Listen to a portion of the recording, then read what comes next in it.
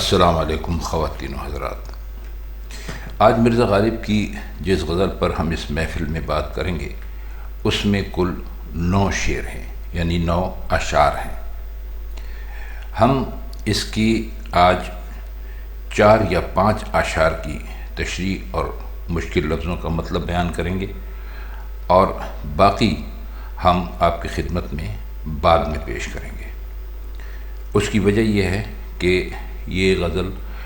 کافی ساری تفصیل چاہتی ہے اور اس کے اشعار کو ہم یوں ہی بیان نہیں کر سکتے یا ان سے بہت آسانی سے نہیں گزر سکتے۔ تو اس کا پہلا شعر ہے: نکتہ چیں ہے غم دل، اس کو سنائے نہ بنے، کیا بنے بات جہاں بات بنائے نہ بنے۔ مشکل لفظوں کو دیکھیں تو سنائے نہ بنے کا مطلب ہوتا ہے سنانے کی کوئی صورت نہیں بنتی، یعنی سنانے کی کوئی شکل نہیں ہے، سنائی جا ہی نہیں سکتی۔ اور دوسرا بھی محاورہ ہے بات کا بننا، آپ نے کئی مرتبہ سنا ہوگا۔ بات کا بننے کا مطلب ہوتا ہے کامیاب ہو جانا، تدبیر بن پڑنا یا مراد حاصل ہونا۔ اور ذرا سی باریکی سے آپ اگر اس کو دیکھیں تو ایک محاورہ اور بھی ہوتا ہے بات بنانا۔ بات بنانے کا مطلب ہوتا ہے بات کو پھیر پھار کر اپنے مطلب کا نکالنا، اچھی اردو میں کہیے تو سخن سازی کرنا۔ یہ مشکل الفاظ اردو میں کئی مرتبہ ایسے ہوتے ہیں کہ جن میں صرف 1 یا 2 حرف تبدیل کرنے سے ان کے پورے معنی ہی تبدیل ہو جاتے ہیں۔ بہرحال ہم اب اس کا مطلب کرنے کی کوشش کرتے ہیں۔ تو مرزا اس شعر میں اپنے محبوب کے بارے میں بات کر رہے ہیں، کہتے ہیں کہ میرا محبوب جو ہے وہ نکتہ چین ہے۔ دیکھیے، نکتہ چینی کا مطلب ہوتا ہے طرح طرح کے ذرا سی بات پر معنی نکالنے، بات کو کاٹنا، ہر بات کو ایک منفی انداز میں لینا، یعنی نیگیٹو سینس میں لینا وغیرہ۔ تو اپنے محبوب کا گلہ کرتے ہوئے کہتے ہیں کہ بہت نکتہ چین ہے، اسے میں اپنے دل کا غم سنانے جاتا ہوں تو کچھ سمجھ میں نہیں آتا کہ میں کیا کہوں، اور میں جہاں کوشش کرتا ہوں کہ الفاظ کا ہیر پھیر استعمال کروں، کوئی بات اس طرح سے بناؤں کہ میرا مطلب اس کو ظاہر ہو جائے، تو لیکن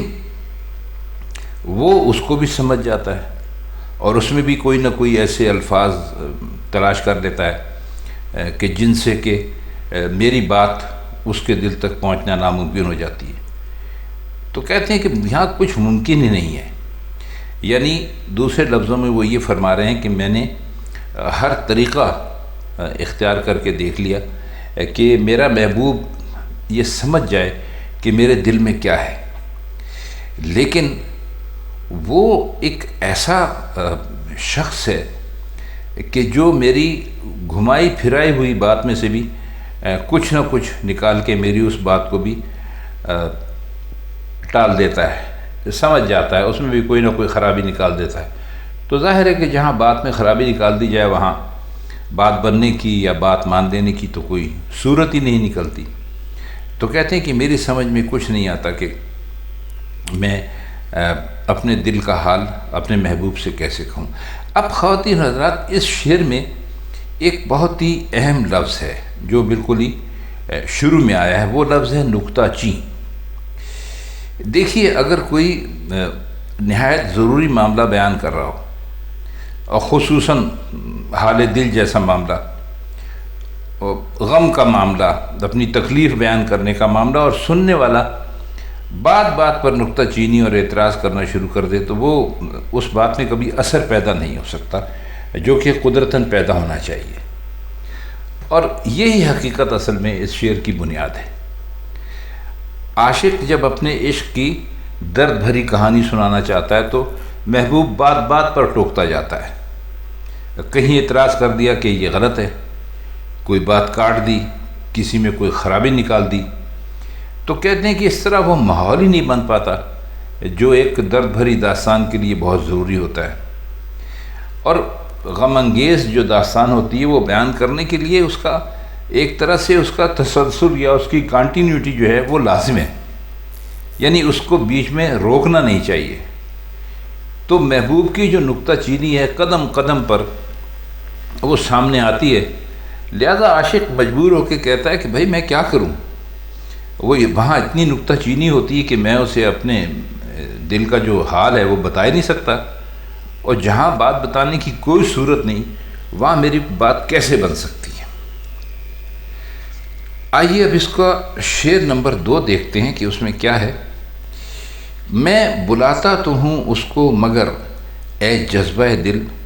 اس پہ بن جائے کچھ ایسی کہ بن آئے نہ بنے۔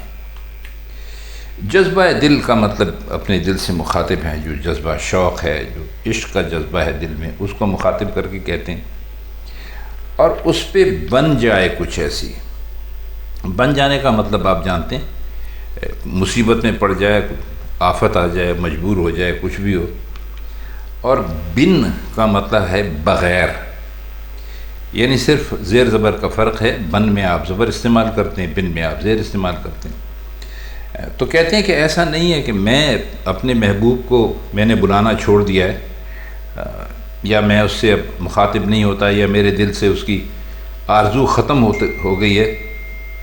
ایسا کچھ بھی نہیں ہے۔ میں اب بھی ویسا ہی ہوں،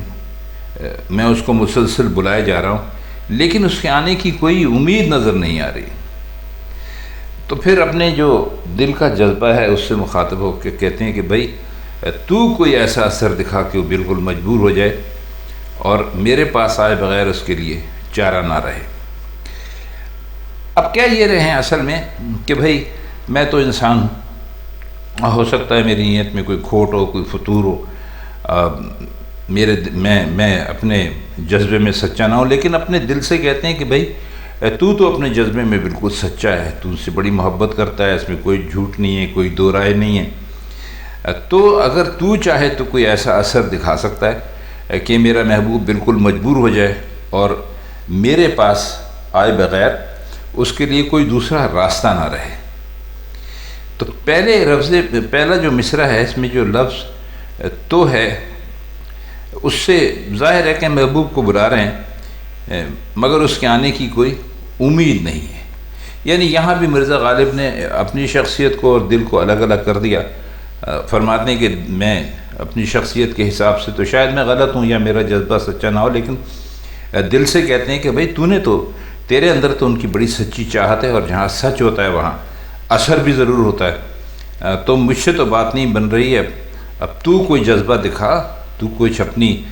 سچائی کا ایسا معجزہ دکھا کہ وہ کہ جن کے آنے کی بالکل امید نہیں ہے وہ میرے پاس آ جائیں۔ شعر نمبر 3 ہے،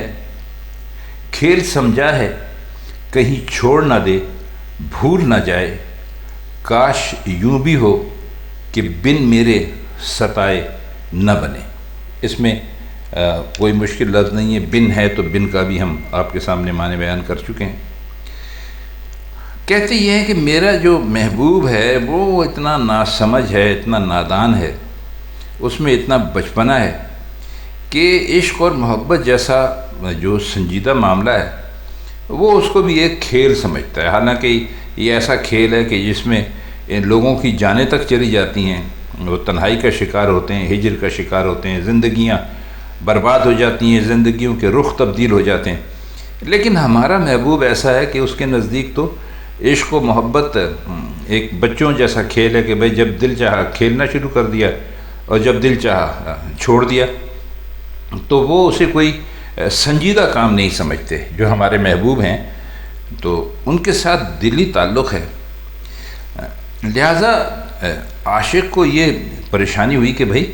محبوب اس کو بھی اسی طرح کھیل سمجھ کے نہ چھوڑ دے، بھول نہ جائے، جس طرح بچے کھیلوں کے متعلق عموماً کرتے ہیں کہ بھائی جب جی چاہا بھائی آؤ کھیلنے، تو کھیلنا شروع کر دیا، اور بیچ میں سے جب جی چاہا یا کوئی اور دلچسپ کھیل سوجھ گیا یا نظر آ گیا تو اس کی طرف چلے گئے۔ تو کہتے ہیں کہ ہمارا جو محبوب ہے اس لیے اس کو تو یعنی عشق کا کو سنجیدگی سے لینے کی کوئی عادت ہی نہیں. تو اس لیے وہ آرزو کر رہے ہیں کہ بھائی اللہ کرے کچھ ایسی صورتحال پیدا ہو جائے کہ جو محبوب ہے اس کو مجھے ستائے بغیر چین نہ آئے. یعنی عشق کے اور عشق اور محبت کا جو معاملہ ہے وہ اس کو اپنا خاص مشغلہ بنائے رکھے، کھیل نہ سمجھے. مطلب یہ چاہتے ہیں کہ محبوب جو ہے وہ اس کھیل میں مجھے ستا کے چونکہ مزہ لیتے ہیں تو وہ چاہتے ہیں کہ وہ اگر ویسے عشق کیا تو ہو سکتا ہے مجھے بھول جائیں، چھوڑ جائیں، لیکن میں چاہتا یہ ہوں کہ وہ مجھے ستانے والا کھیل جو ہے وہ ہمیشہ جاری رکھیں. تو اس طرح اور کچھ نہیں ہوگا تو کم از کم میرے محبوب جو ہیں وہ میرے سامنے تو ہوں گے. اگلا شعر کافی مشہور ہے، آپ نے سنا بھی ہوگا. غیر پھرتا ہے لیے یوں تیرے خط کو کہ اگر کوئی پوچھے کہ یہ کیا ہے تو چھپائے نہ بنے. غیر سے مراد وہی جو ہم پہلے بھی آپ کو بتا چکے ہیں، رقیب ہے. اور کوئی مشکل لفظ شعر میں ہے نہیں. تو کہتے ہیں کہ اپنے محبوب سے اس میں ذرا گلہ بھی ہے کہ بھئی آپ نے ہمیں تو کبھی اس قابل نہیں سمجھا، لیکن جو ہمارا رقیب ہے، جو آپ کا دوسرا عاشق ہے، تو آپ نے اس کو محبت بھرا خط لکھ دیا اور وہ اسے ایسے لیے گھوم رہا ہے کہ اگر کوئی پوچھے کہ بھئی یہ کیا ہے تو وہ اس کے لیے چھپانا بہت مشکل ہو جائے گا. تو کہتے ہیں کہ بھئی ہم تو اپنے محبوب کو ہر قسم کی رسوائی سے بچانا چاہتے ہیں. ہم نہیں چاہتے کہ لوگوں کو پتہ چلے کہ ہمارا محبوب جو ہے اس کا تعلق کسی اور سے بھی ہے، لیکن اس نے ایک ایسے شخص کو خط لکھ دیا ہے کہ جو انتہائی چھچورا ہے اور وہ ہر وقت تو خط کو کھلے عام لیے پھر رہا ہے. اور ایسی حالت میں کوئی پوچھے کہ بھئی تمہارے پاس کیا ہے تو چھپانا ناممکن ہو جائے. تو کہتے ہیں کہ بھئی ظاہر ہے جب لوگوں میں یہ چرچا ہوگا، بات بڑھے گی، مشہور ہو جائے گی کہ وہ جو محبت بھرا خط ہے وہ ہمارے محبوب آپ نے اس کو لکھا ہے، تو آپ کی رسوائی ہوگی. اور چونکہ ہم نے ہمیشہ اپنے عشق کا معاملہ دنیا سے چھپا کر رکھا اور آپ تک پر ہم بہت اچھی طرح اس کو ظاہر نہیں کر سکے، تو ظاہر ہے کہ ہمیں اس بات سے بڑا دکھ ہوگا کہ آپ بدنام ہو جائیں گے. تو ایک طرح سے محبوب سے گلہ بھی ہے اور ایک طرح سے محبوب کو یہ بتانے کی کوشش بھی کر رہے ہیں کہ بھئی ہر ایرے غیرے کو آپ خط نہ لکھا کریں. سارے لوگ ہماری طرح یعنی مرزا غالب کی طرح نہیں ہوتے کہ وہ محبت کی باتوں کو چھپا کر رکھیں. کچھ لوگ ایسے بھی ہوتے ہیں کہ وہ ساری دنیا میں جا کے اس کا ڈھول پیٹنا شروع کر دیتے ہیں. تو اگر اس نے ایسا کیا جو غیر ہے تو ظاہر ہے کہ آپ کی اس میں بدنامی ہوگی، رسوائی ہوگی، جو ہمیں بالکل بھی اچھی نہیں لگے گی. تو خواتین حضرات، یہ اس کے شروع کے اس غزل کے 4 اشعار تھے جن کی شرح ہم نے آپ کی خدمت میں پیش کی. اس غزل کے باقی اشعار کی شرح کے ساتھ انشاءاللہ ہم جلد ہی آپ کی خدمت میں حاضر ہوں گے. آج کے لیے بس اتنا ہی. تب تک کے لیے ہمیں دیجیے اجازت. خدا حافظ.